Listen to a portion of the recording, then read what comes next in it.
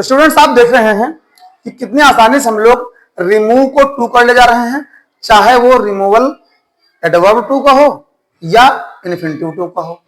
चलिए एक छोटा सा एग्जांपल और देते हैं, उसके बाद मैं आपको एक्सेप्शनल बताता हूं।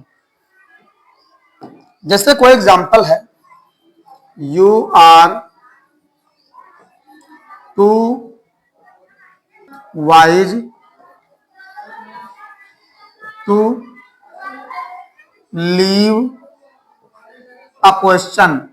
आप इतना बुद्धिमान हो कि एक भी सवाल छोड़ नहीं सकते। और देखिए आप केवल स्टेप्स को फॉलो करिए, करते रहिए जो मैंने लिखे हैं, आसानी से आप इसको निगेशन में लिए जाएंगे। ट्रांसफॉर्म करिए। सबसे पहले पहला टॉपिक सब्जेक्ट, सब्जेक्ट लिखना है यू, इसके बाद वर्ब, वर्ब है आर, फिर टू रिमूव करना है, इस टू जगह पर सो या वेरी सो, इसके बाद वाइज, सो वाइज, फिर जैसे ही एडजेक्टिव इसके तुरंत आपको कंजंक्शन, कंजंक्शन दैट देना है, ये लिखा that, you are so wise that. अब पर्सनल प्रोनाउन, यू का पर्सनल प्रोनाउन होगा यू।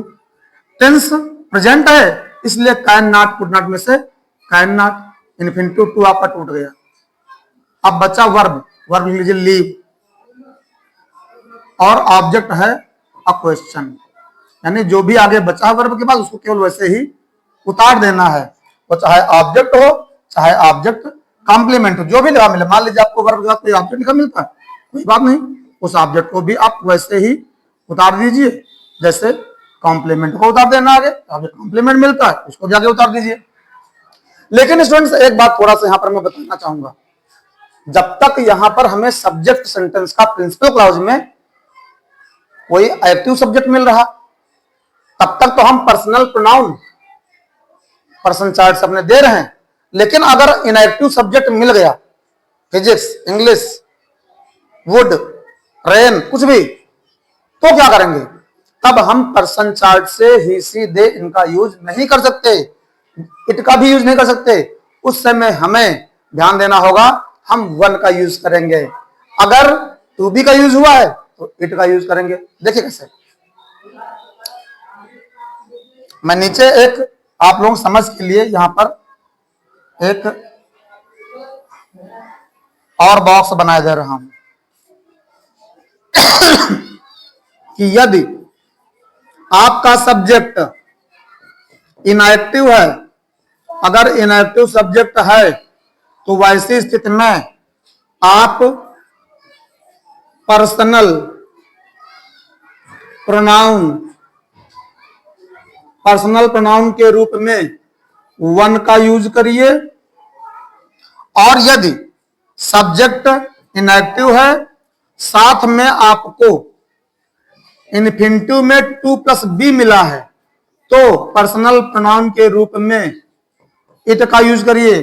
ध्यान रहे इट का यूज करने पर आपको आगे V3 मिलेगा, V3 यूज करना है। यानी बहुत आसान है, थोड़ा थोड़ा सा ध्यान देते रहना है। मैं अभी आपको और एक चीज बताना चाहूंगा। मान लीजिए आपको एडवर्ब टू मिला है, क्या मिला है? एडवर्ब टू, एडवर्ब टू मिला है, लेकिन आपको इन्फिनिटिव टू नहीं मिला है। इन्फिनिटिव टू, ये आपका जो इन्फिनिटिव टू है, ध्यान देना स्टूडेंट्स जगह पर, ये इन्फिनिटिव टू नहीं है। वैसी स्थिति में हम क्या करेंगे?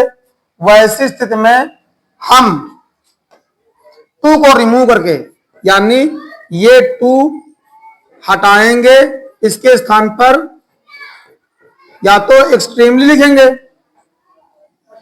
या तो इसके स्थान पर एक्सट्रीमली लिखेंगे, और या फिर बियॉन्ड द प्रॉपर लिमिट लिख लीजिए। बहुत आसान है बच्चों, कोई कठिनाई नहीं होनी चाहिए। या तो आप एक्सट्रीमली लिखिए इसके स्थान पर, या फिर beyond the proper limit. Beyond the proper limit का यूज करेंगे तो ये सेंटेंस के बिल्कुल लास्ट में, beyond the proper limit. Students बहुत आसान सी बातें हैं। देखिए मैं इनके एग्जांपल्स करके दिखाता हूं तो आपको थोड़ा सा इजी लगने लग जाएगा। जैसे कोई सेंटेंस आपको अफर्मेशन में मिल गया, maths, mathematics, mathematics is too tough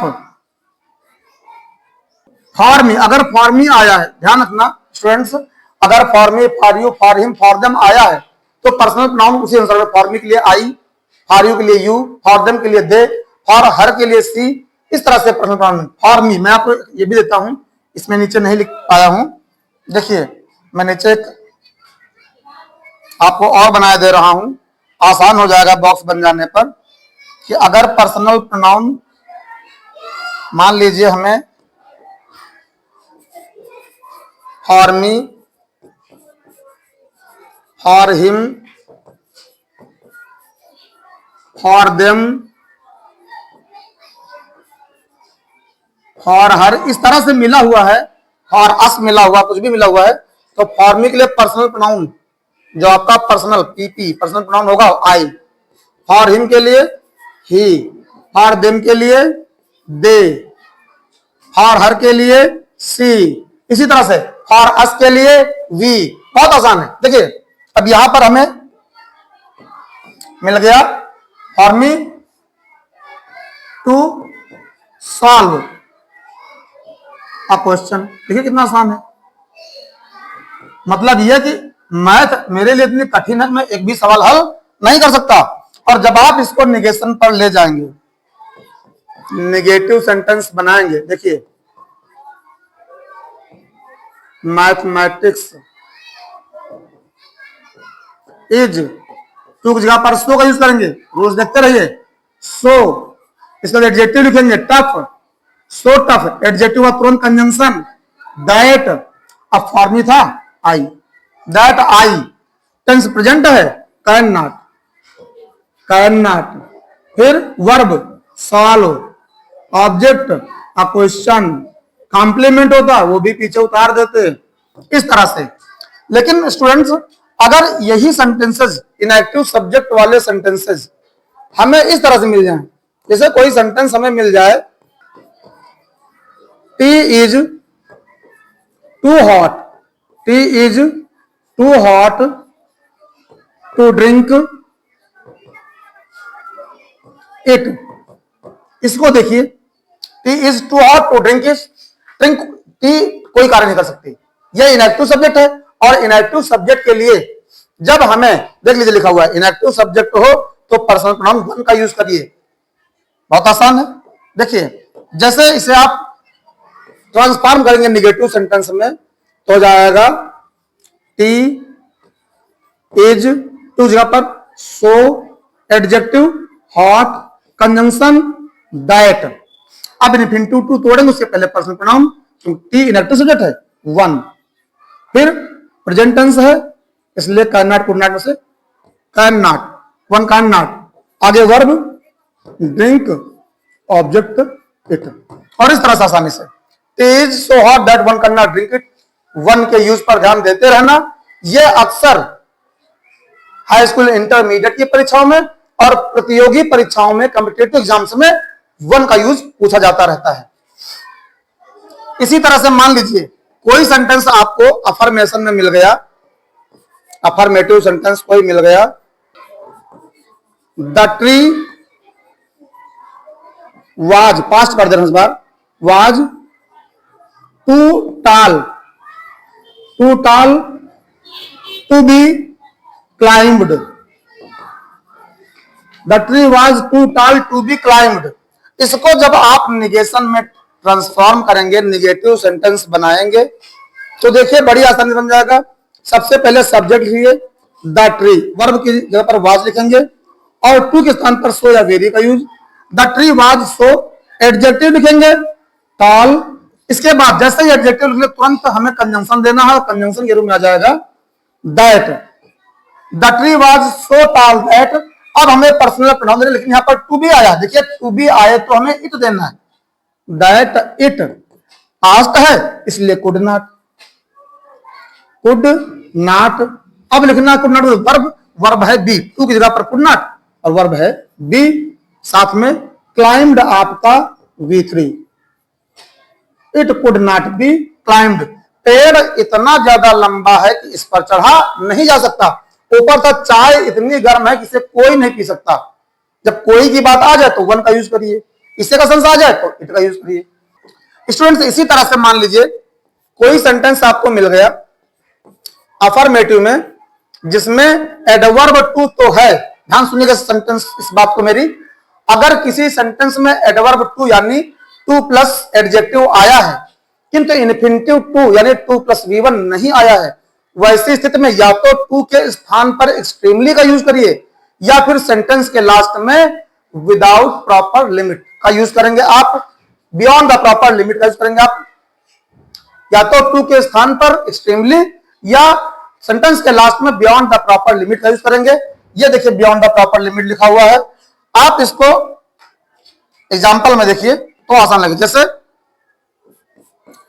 ये एग्जाम्पल भी कई बार पूछा जा चुका है परीक्षाओं में कि the class is too noisy, the class is too noisy, infinitive to है ही नहीं। जब इसको आप करेंगे तो यह सेंटेंस आपका निगेटिव में नहीं जाएगा, केवल टू रिमूव होगा, यानी निगेशन में तभी हम जाएंगे जब इन्फिनिटिव टू भी हो।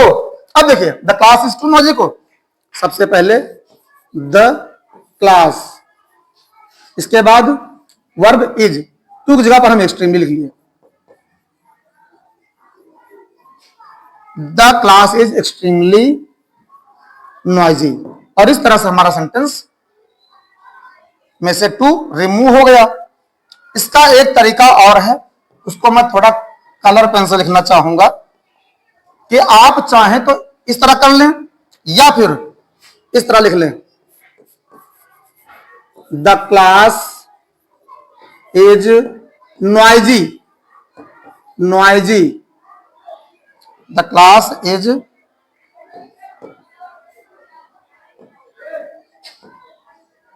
नॉइजी, और लास्ट में लिख लें beyond the proper limit, beyond the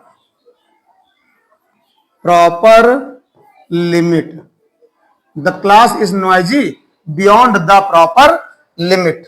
और इस तरह से आपके पास दो विकल्प हो गए, या तो आप एक्सट्रीमली का यूज कर लें या फिर सेंटेंस में टू के स्थान पर कुछ ना लिखें और सेंटेंस के लास्ट में बियॉन्ड द प्रॉपर लिमिट का यूज करें। ध्यान रहे द न भूलें कि द छोड़ दें आप, ये पूरा फ्रेज है, पूरा का पूरा यूज होगा। तो स्टूडेंट्स, इस तरह से आपने रिमूवल ऑफ एडवर्ब टू सीख लिया। याद रखिए हम हौसले वाले लोग हैं, हमारे हौसलों से उड़ान होती है, हम सफलता को मांगने वाले लोग नहीं हैं। अपने परिश्रम, अपनी मेहनत, अपने जज्बे से सफलता को छीन लेते हैं। और स्टूडेंट्स, आपको अपनी सफलता को अपनी मेहनत से छीन लेना होगा। Thank you, keep stay with us.